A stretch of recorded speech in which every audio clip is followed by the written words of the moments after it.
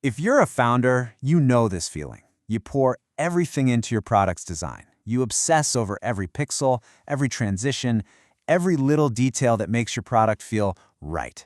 But what happens when someone just copies it? That's what we're going to dig into. You know, nobody really falls in love with back-end code. They fall in love with a dashboard that just makes sense, a workflow that feels effortless. It's an emotional connection, right? And that connection is almost always built on design. And this is the fear that keeps founders up at night. You finally ship something you're proud of, it starts getting some buzz, and then you see it.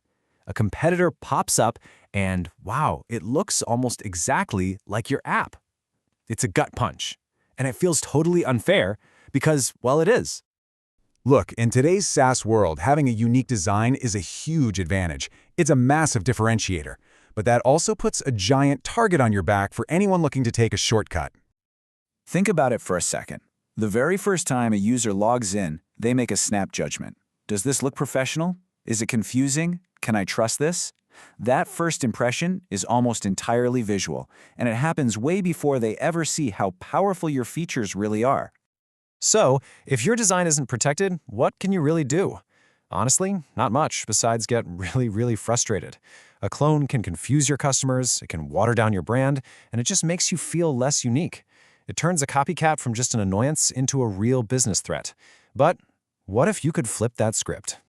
And that's where this SaaS design patent comes in. Now, I know what you might be thinking. Wait, aren't patents for, like, physical things? A new kind of mouse or a weirdly shaped bottle? And yeah, they are. But here's the thing. They can also be for software interfaces. A design patent for software is actually pretty simple. It has nothing to do with your code or your algorithms. It's all about protecting the unique, ornamental look of your UI. It's about that specific visual impression that makes someone say, "Oh yeah, I know that app." And this is a super important distinction to make. Think of it this way. A design patent protects the look. It's like patenting the unique body shape of a new sports car. The proof is visual. You just look at the pictures. A utility patent, or copyright, on the other hand, protects the function. That's like patenting the revolutionary new engine inside the car. Two totally different things needing two totally different kinds of protection. So, let's get practical. What does this actually mean for your product? What parts of your interface can you really lock down? First up, the big one, dashboards. For a lot of SaaS apps, this is the home base, the command center. You can patent the whole thing, the overall layout, the specific shape of your summary cards, even the way you use spacing to create a certain flow. It's all about protecting that signature pattern that users see every single day. And it's not just the big picture. You can get granular and protect individual widgets. Think about it, that unique calendar picker you designed, or that special chart component. You can patent its shape, its proportions, even the way the icons and text are laid out inside it. And here's the killer part. You patent it once, and it's protected everywhere it shows up in your app. It becomes a legally protected piece of your visual brand. Finally, you can protect your layouts, the actual skeleton of your interface. This is about the fundamental structure, the specific way you align things, how you use negative space. It's the stuff that creates your product's feel. Whether it feels calm and spacious or dense and data-heavy. And a little fun fact, clean, minimalist designs are often easier to protect because their structure is so intentional and obvious. Okay, so protecting your design isn't just about playing defense and stopping copycats. This is where it gets really powerful. When you treat your UI as a protectable asset, it stops being just a legal shield and turns into a real lever for growth. It adds value in so many places. Investors see it and think, okay, this is a defensible business. Big enterprise clients see it as a sign of stability. It obviously creates a competitive moat.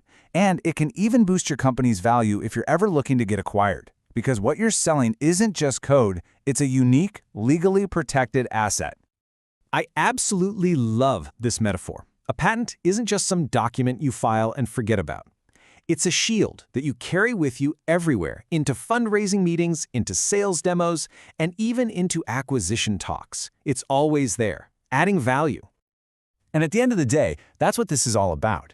When you own your look, when you can defend it legally, your product stops being just a piece of software. It becomes a true brand. And in a crowded market, that's priceless. All right, I know this sounds good in theory, but you're probably wondering, how do we actually do this without derailing our entire product roadmap? Well, the good news is it's probably a lot simpler than you think. Here's a really simple 3-step action plan. First, start taking clean screenshots of your UI. That means no distracting sample data, just the pure structure. Second, get in the habit of freezing your designs right before a public launch. Just save the final versions. And third, just get organized. Keep those clean mockups and Figma frames in one place. That's it. That's your evidence. And here's the pro move. File for the patent before you release the new design to the public. It's all about timing. Doing it this way gives you this incredible calm sense of control because you legally own the look before anyone else in the world has even had a chance to see it. So, if you take just one thing away today, let it be this. All that hard work you put into your UI, it's not just a design choice, it's a real business asset, and a design patent is what makes that ownership official. So I guess that leaves just one last question you have to ask yourself.